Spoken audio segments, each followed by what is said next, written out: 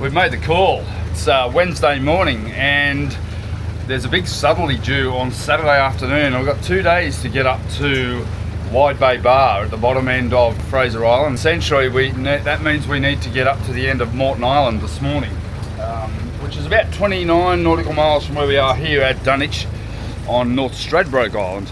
So we're going to head up there today, anchor up for the night and get up at about 5:30 in the morning and leave right on dawn. And we're going to probably have to motor sail all the way because a bit of a northerly wind. But if we don't do that, we're going to be stuck here for another week of southerlies, and we've just had a week of southerlies here. And you know, it's not that we've done this area, it's just that we want to move on and we want to get further north so that this weather that's been plaguing us is going to go further south, thank God.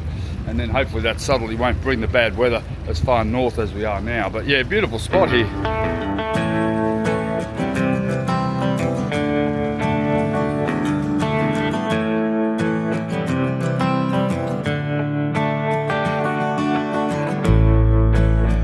No wind today, heading up in Moreton Bay, and it's nice once Janet gets a feel for the steering, and she's so good on the helm and just watches the marks, literally watches the marks, because she's marine rescue trained, and they go through so much training. The great thing for me is I can just sit and relax, and I'm sitting up on the bow here just soaking up the sunshine, because we've had 7 weeks away and I reckon we've had less than 7 days of sunshine in that time. And hopefully we're going to get a lot more as we head further north into Queensland. And it's just an absolutely beautiful day. And Janet's up there, happy as a pig in mud, driving the boat. It's just gorgeous to drive this boat. We're loving it because we're just starting to settle into a rhythm. Janet said a minute ago, what's the day? And I said, I think it's Wednesday. And she goes, the only reason why I need to know what day it is so I can take my blood pressure tablet. And she needs it around me, trust me. That blood pressure spikes as soon as I start to get a little bit antsy. And there's been a bit of that because we're just trying to still try to adjust. As life on board is not what you think it's going to be. It's not all sundowners and sun. It's a lot of rain, a lot of sitting around, a lot of waiting for weather, and a lot of analysing the weather to make sure that our future trip is going to be safe. And there's absolutely no compromise there. We have to make sure that our decisions are always very valid and validated with weather apps. And we haven't got manual charts out yet. I think you probably forego that these days, but certainly good to know how to use a chart. And I've done quite a lot of navigation in my past, and Janet studied manual navigation as well, and that's made a big difference to our route planning. And we can sit down at night, and Janet gets heavily involved in that, and we can have a bit of a chat for half an hour every night just to make sure that we're on the same page. So we've got Brisbane City off in the distance there, and because there's no wind, it's very smoggy this morning. It's almost a classic winter's day where the fog layer just settles down on the city, and that's the city straight ahead of us there. Essentially, we've got a very, very yucky brown layer of smog, and there may even have been a bit of a marine layer this morning because it's going to be about 26 degrees. So I'm not complaining about it being cold today. It is perfect. Just a bit of analysis on what these bulbs actually mean to this boat. Not only does it keep it level, but in a big sea, it tends to soften or dampen the pitching. I'm not really sure why. I mean, I don't really understand how it works, but doing 7 or 8 knots, I mean, it's not really going to give us much efficiency, but it certainly dampens the pitching of the boat, and that's a pretty nice feature. We don't tend to submerge at the bow or slam. I think on the entire trip up we slammed once, and that was when it was pretty ugly. So very, very lucky to have that feature on our boat. I mean, not a lot of boats have that anymore. They tend to be more either reverse bow and very fine, and the bow slices in and then slices out, whereas this sort of goes in and goes, oh, I don't like this, and rides back up nice and gently. It's been a big feature and a big win with the modifications that we performed on the boat that took years. It just took years to modify these things. Look at that. That is one happy Jan. Pretty good. These clears have made a massive difference as well, as you know. Now, I get quite a lot of conversation about this piece of blue tape I've got here, and people keep saying, what is the blue tape? Well, we've got a leak in there, and to fix it we need a run of good weather. Every time we get a run of good weather, we're either making tracks or we're doing something else. like enjoying ourselves, and it just needs to be done, and it's going to require scalloping out all of that fixed tech and then resealing that corner of the window. It begins around about here and it tracks through right to the corner and then drips down on our dinette module, and we're pretty unimpressed about it. So that has solved the problem for the last 18 months and it'll be time to redo the windows by the time I fix it. I've actually got some fixed tech on board and I will perform a fix on it, and it may even involve a screw to hold it down, because these windows were tortured into place, and I've got a couple of little screws strategically placed where I anticipated leaks. That was not one of them, and I think what's happened is that someone's walked on the edge of it and just scoured the top of it, and still shouldn't leak, but yeah, obviously there's a pinhole because it's become a standing feature on the boat. Everyone that walks on goes, what the hell's that? that is another piece of blue tape that is holding this boat together. We've got a pot of dolphins right up on the bow here, so I'm hoping. Oh, here we go. Beautiful. Come on, guys, go for a run. Yes. There we go. Hello. How amazing. That is amazing. Yeah, he's on the bow. It's just one of the bloody most incredible things you'll ever see, is the freedom of these things. Just magnificent creatures. Magnificent. This is the last starboard marker before we can head up towards Moreton Island, which is off there in the distance, about 25 miles away. And we're going to head up there and anchor up for the night, and then make the jump to Wide Bay Bar, or to Double Island Point, which is about 75 nautical miles. So it's going to be a big day. It's going to be virtually no wind or a slight headwind, so we probably end up motoring most of the day, but we do need to get there. We're going to have another week and a half of ugly southerlies and rain. So we can get a little bit further north and might just get ahead of it and get into the shelter of Fraser Island while the bar's nice and low at the moment. Wide Bay Bar has about 1 metre of easterly swell on it, which is sort of ideal, and we were talking to Ron yesterday and he said there's a rule of 15 that you've got to deal with. Any more than 15 knots and 1.5 metres of swell, don't attempt Wide Bay Bar, because it's just a gnarly, ugly scene, and you don't want to come aground there because you're in the middle of a lot of moving sandbanks at the southern end of the largest sand island in the world, which is K'gari. We call it Gary, but it is K'gari, the Aboriginal or the Indigenous name for it, formerly Fraser Island. So we're currently heading up towards Moreton Island in the distance here. Moreton Bay is full of sandbanks, moving sandbanks, and there's a lot of navigation to be had in here. We've got cardinal markers and channel markers everywhere, and pretty much you have to be pretty careful. Like this boat, probably only with 1 metre of draft, is probably not too much of a problem, but you wouldn't want to be in a deep drafted boat here, given that there's so many sandbanks and the likes.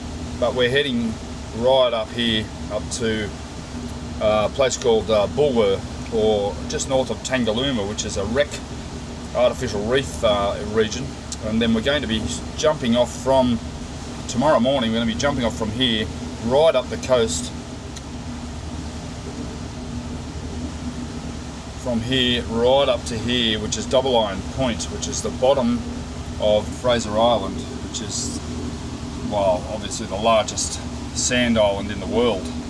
It's a pretty impressive structure, and then we're going to head up the inside, what they call the Great Sandy Straits, and that is an area prone to a lot of current and a lot of shifting sandbanks. The issue will be right here.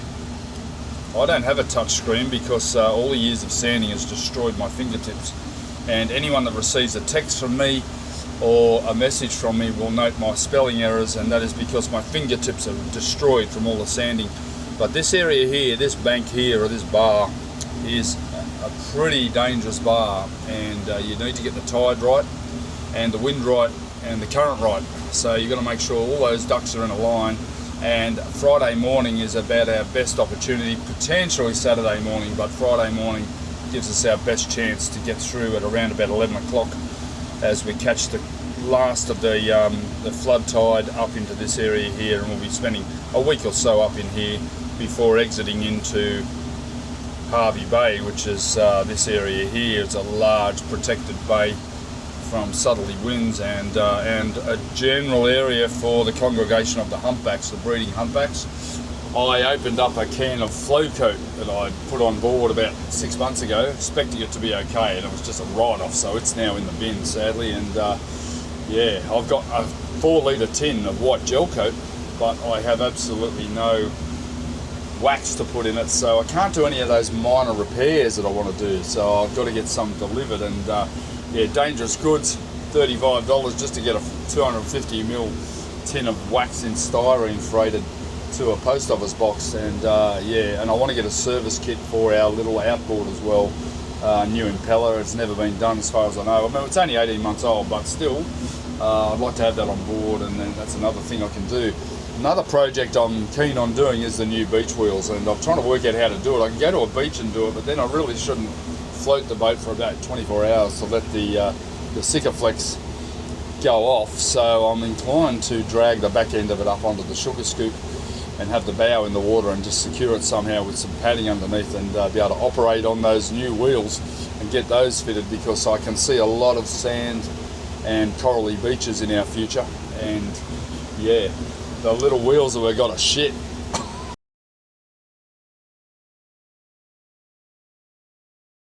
So we're just off Tangalooma Resort, which is on the sort of the middle of Moreton Island, and the Carnival Splendour is here tendering hundreds of people into the shore. Now, just inside of us on our starboard side, and sadly we haven't got time to go and have a look this time, there's a bunch of wrecks that they've put in there to form a natural harbour, or an unnatural harbour, but there's a good anchorage just on the other side of that. We'll be visiting that on our way back. Sadly, I always wanted to snorkel on the wrecks at Tangalooma, but at this stage we have to get up to bulbous so we can get ourselves anchored and set for a very early morning start to make our way up to the Double Island Point. So we're really looking forward to a good night at anchorage. It's supposed to be a light norwesterly, so hopefully that's not going to worry us too much. At the moment I'm sitting on 2,000 revs with one engine, and I'm doing 8 knots. That is a reflection of the current that's running out of here. It screams out of Moreton Bay here, and the tide's actually going out right as we speak.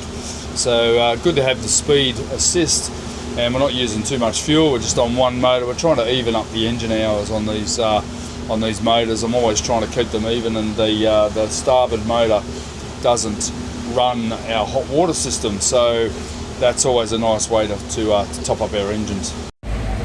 Well, good morning. It's 5 AM, full moon, beautiful, beautiful night.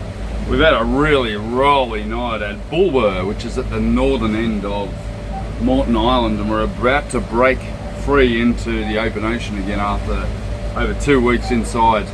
And we're heading up to Double Island Point, which is essentially the southern end of Fraser Island. So pretty exciting to be heading out and making a big move, but we've got to do some miles. We've got to do about 75 miles and get there before dark. So of course the anchorage is on a beach, so we need to make sure we're there in good time to get our set and make sure that we're safe for the night. So haven't had a lot of sleep last night. There's a lot of ship traffic, changing currents. There was 3-knot currents raging under the boat all night, and yeah, a bit of wind chop as well, so a little bit of a bouncy night. I was up every few hours having a look around, or up every hour, and because every time you get up you got to go for a pee, so there's all of that as well. So we're just going past the Northern Cardinal marker on Moreton Island, and it's just an absolutely stunning night. Beautiful, beautiful full moon, light northwesterly wind, so I can't imagine we're going to be sailing much as we'll be heading straight onto the nose, but we're heading due north virtually, and this here is right here is a cardinal marker, and then we have a channel marker just off to our left. So plenty to see, because there's such a beautiful, stunning night. We had a couple of cruise ships go past last night, and freighters in the channel, the main shipping channel's up along here. It's like a big zigzag out of Moreton Bay, and just absolutely beautiful conditions until we went to bed. As soon as we went to bed at about 9 o'clock, it was all over. Rough, bouncing around all night, slapping. Just, yeah, one of those nights you wish you hadn't had. But anyway, we'll catch up on some sleep during the day. We've got day break in about an hour. We'll just head out into the banks out here and keep going until get some daylight, and then we'll be able to see where the hell we're going.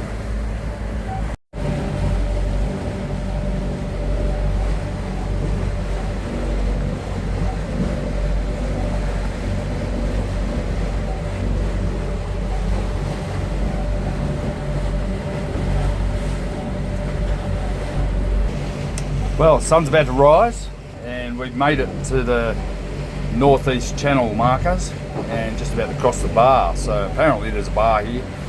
Didn't see a bar, but until we zoomed in on it, and there's definitely a bar here. But none of the literature mentions it at all. No, and Marine Rescue have just asked to let them know when we cross the bar. So I really don't see a bar. I think the bar's further out, but we're staying pretty close to the channel markers just in case.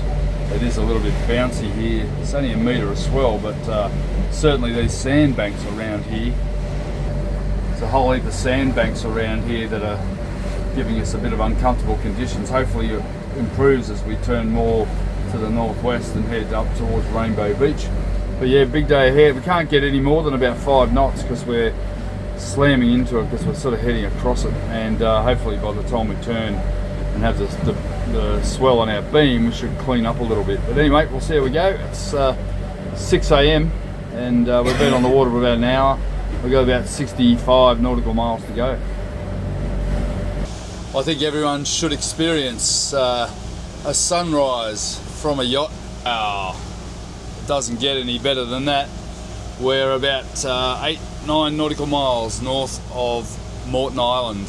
Whoa, shit, that was a pretty scary little hollow I just went through there, but we are right on the edge of a sandbar here, and unfortunately this channel is very, very shallow, and we're heading along, and it never ceases to amaze me how you can be cruising along at 6-7 knots in the middle of the ocean, probably 10 to 15 miles offshore, and you're still on a collision course with a freighter.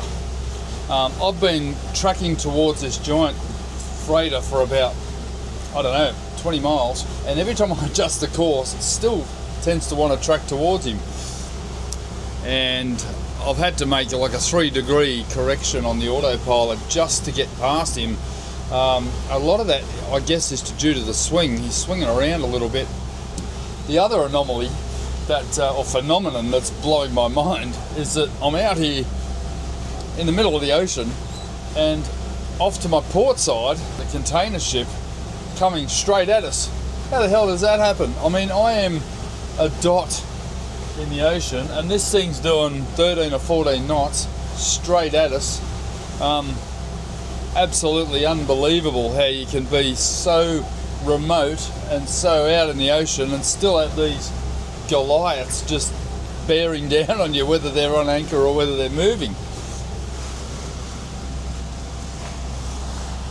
So this guy here, I don't know whether you can see him, he's flying, and he is hopefully going to go behind me. This guy's actually just steamed out of Brisbane, out of Moreton Bay, and he's doing about 12 knots by the look of it. Well, I wish I'd filmed that, because we were about probably half a K behind it. The wash was 6-foot vertical waves. I went through 3 of them. First one was okay, second one slammed, second one, the third one, the whole nose, including the furler, went underwater, waves right up on the deck. That was just fucked. I'll never do that again. I will never, ever do that again. I don't know what I would have done to avoid him. He was flying, and the wash off that thing was just vertical. It wasn't so big, it was probably only 6 feet, but you know, you had a 6-foot drop into a hole, and the whole boat went in, nose in, right to the front hatch. I could not believe that, how aggressive that was. That is a very good lesson. Never ever play with ship weight. I was certain I was going to be safe, but no, it was a shocker, and luckily I had Janet holding on downstairs as well. Yuck. And shook the boat to its core and shook my bones to its core. Well, after 11 and a half hours, we're coming up on Double Island Point, which is the stepping off ground for the Wide Bay Bar and K'gari, Fraser Island. K'gari we call it now. It's no longer Fraser Island. But within there, we then will have some inland waterways to explore, about probably for 4 or 5 days, and hopefully we'll get a little bit of rest in there, because Janet and I are a bit knackered. We had virtually no sleep last night, and it's sunset now, so we need about half an hour or so. We're going to be coming into the anchorage. It's open roadstead anchorage, so there will be some swell tonight. I just hope the wind dies. It looks like it's abating now. It's actually just started to drop now. If it swings around to the northwest, so the anchorage is actually in here where this other anchor sign is, and the swell's coming from the east, so hopefully it's not going to wrap around and affect us too much in there.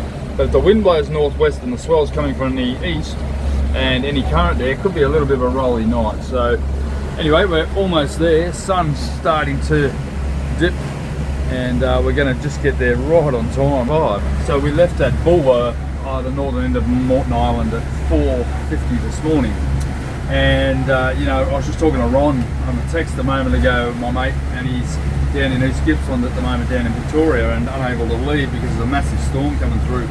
And they were going to head north, or he was going to head north solo up towards Jervis Bay this week, but he's decided to hold off due to the fact that there's a massive storm moving through.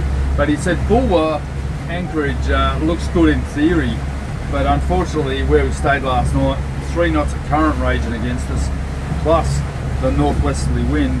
You would not want to be there in a westerly. In fact, I think Danny Hayes from $1 Million Bogan, or Danny Hayes Sailing, actually washed up there on the beach there in a big westerly, unfortunately, and landed on his mini keels and had to basically get towed off by water police, I think.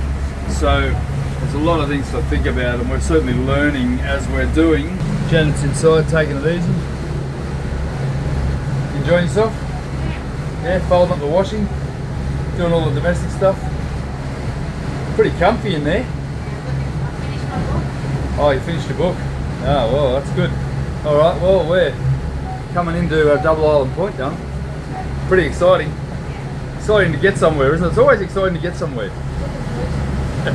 Especially after 12 hours of motoring, there's just been no sailing. It's been a windless, almost a windless trip, sadly. And there's a yacht behind me, a monohull, and he's motoring as well, and he's probably doing 6-7 knots as well. So anyway, we're almost there. The motors are purring, and they're just been going so well. We're so happy.